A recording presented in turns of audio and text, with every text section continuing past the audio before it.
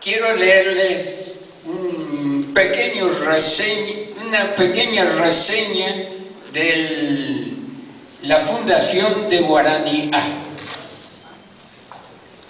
Allá por el año 1994, por iniciativa del eximio cantante y músico Oscar Mendoza, me visitan junto con el empresario y cantante Cristóbal Pérez Ortiz Chiquirí. El propósito era plantearme la idea de formar una asociación cultural con la finalidad de proponer a las autoridades del Paraguay que el día de nacimiento de José Asunción Flores sea proclamado Día de la Guaranía. Inmediatamente me pareció un proyecto que justificaba todo mi apoyo.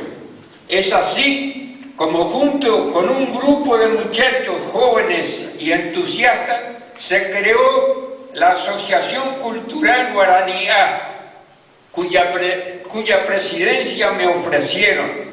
Debido a mi edad ya avanzada, no acepté, pero me nombraron igualmente presidente honorario.